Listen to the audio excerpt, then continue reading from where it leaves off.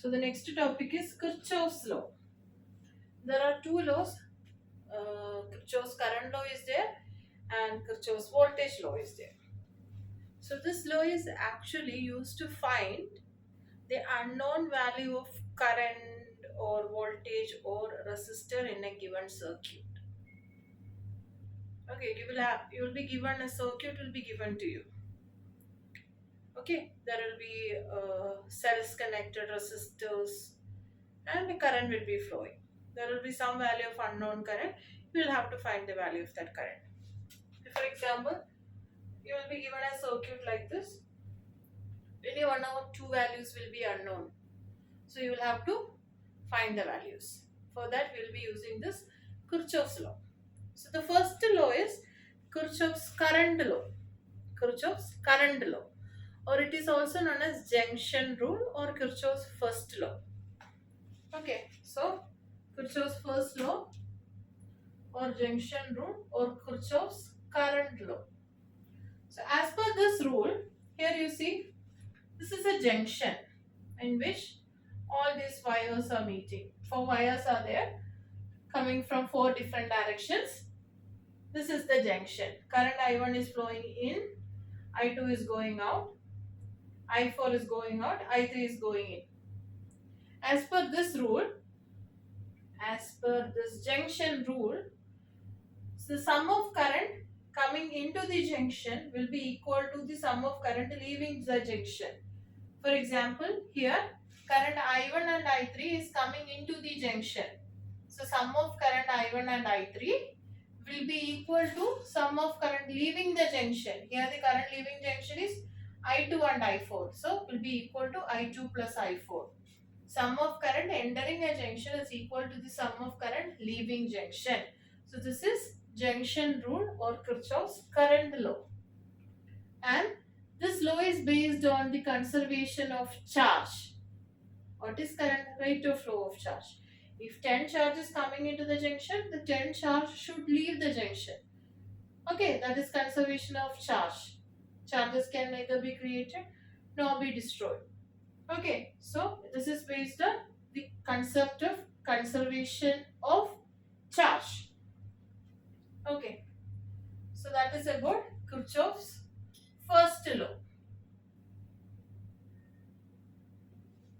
Okay, so as per Kirchhoff's first law, or it is also known as junction rule or Kirchhoff's current law. As per this law, the sum of current entering a junction is equal to the sum of current leaving a junction in an electric circuit.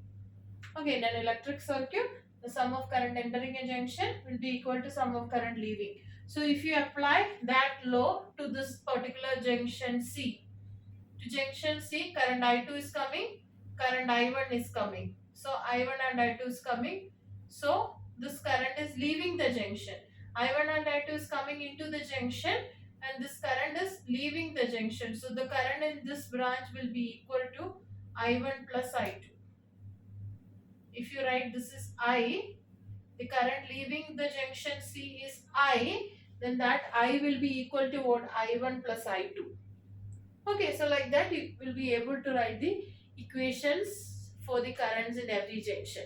That is Kirchhoff's current law based on conservation of charge. Okay, now the next is Kirchhoff's voltage law. The second law is also known as loop rule or Kirchhoff's voltage law. Okay, as per this Kirchhoff's voltage law, the sum of all EMF is equal to, see here you can see E1, E2, which will be equal to the sum of the product of current and resistor. So for this resistor, the product of current and resistor means I2, R2. For this resistor, it will be I1, R1. For this resistor, what is the current? This current I is flowing, right? So I into R3. Okay. So the sum of all EMF will be equal to the sum of all sum of the product of current and current and resistors. Okay, so you will write summation of all EMF will be equal to summation of I into R. In a closed loop, Sum of all EMF is equal to the sum of product of current and resistance in it. Or also you can write sum of all voltages inside a closed loop will be 0. This is also correct.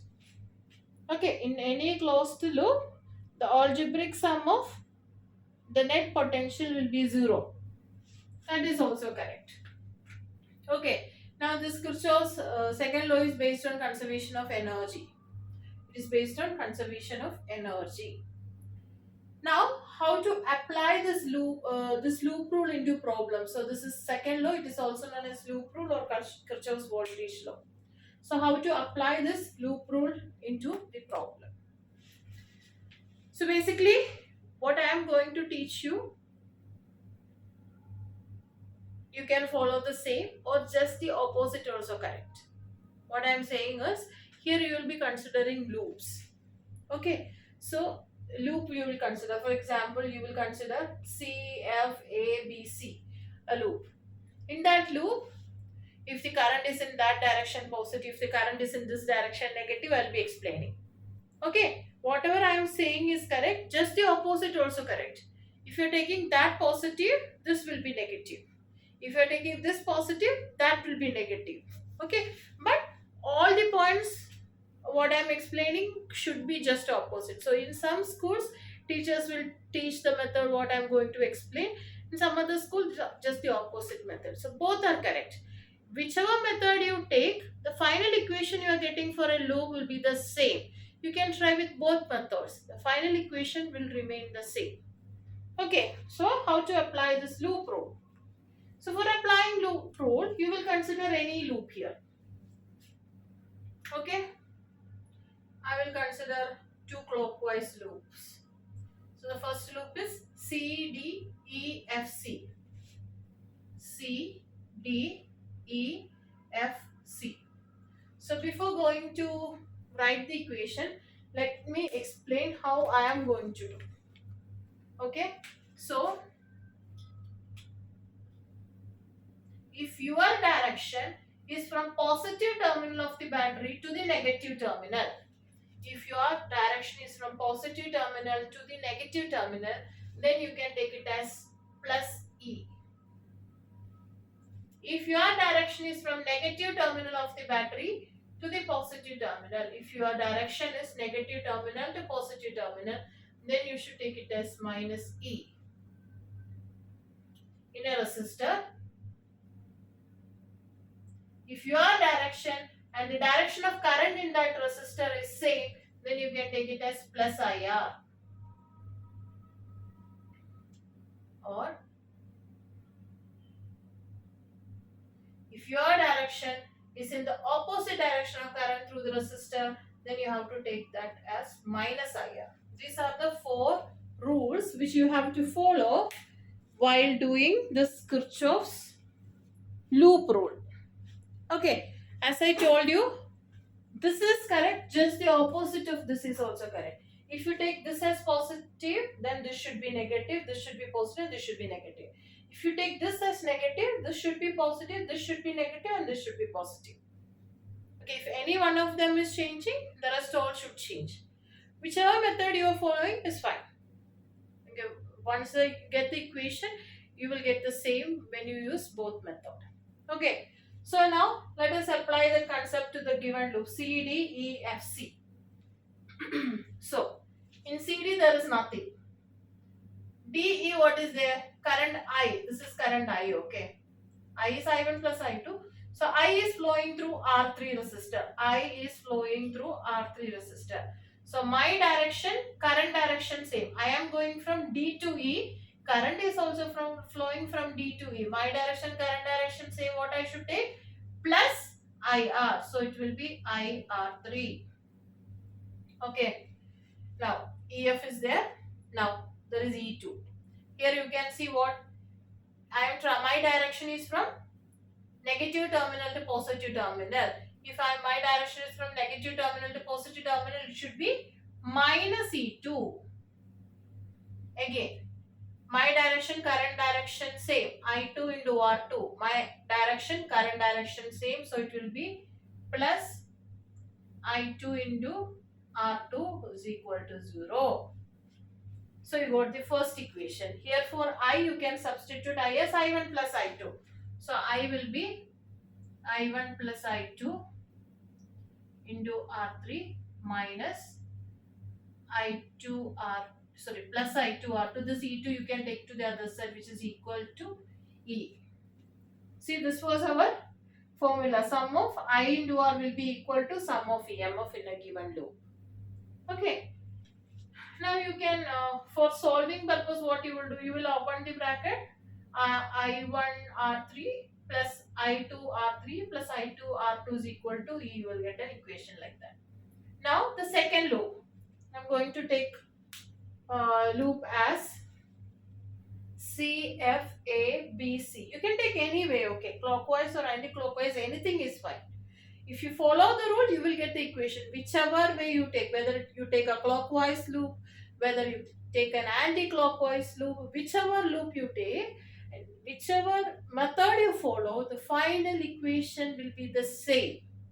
There is only one loop equation. Whichever method you will follow, you should get that. C F A B C. C F A B C. Now, CF. I am traveling from C to F, but current is from F to C. So it should be minus I to R2. My direction, current direction opposite. So it should be minus I to R2. Now, my direction is from positive to negative terminal. So it will be plus E2. Then here, my direction is from negative terminal to positive terminal. So it will be minus E1. My direction, current direction same, plus I1 R1. There is nothing else which is equal to 0. So what you will have, you can just rearrange I1 R1 minus I2 R2 is equal to E1 minus E2. So for E1 minus I1 R1 minus I2 R2 is equal to E1 minus E2. So you got one loop equation and another two loop equations.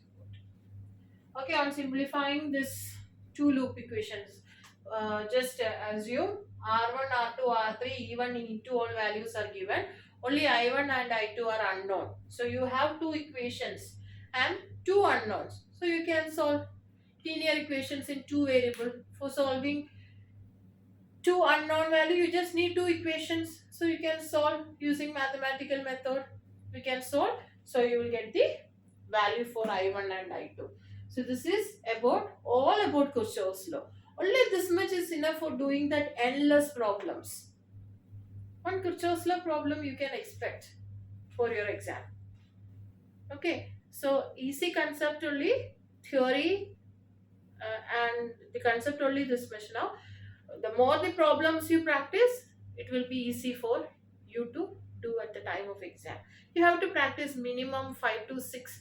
Just take 5 to 6 circuits from any guide or wherever it is, any notes, anywhere, from anywhere. You just take few questions, try to write the loop equation.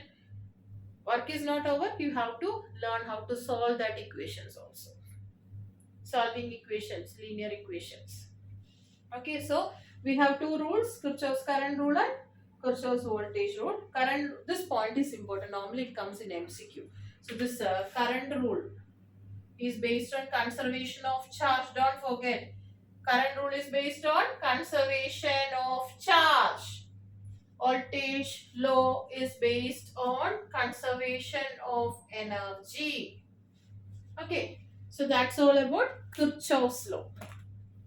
Hope it is clear.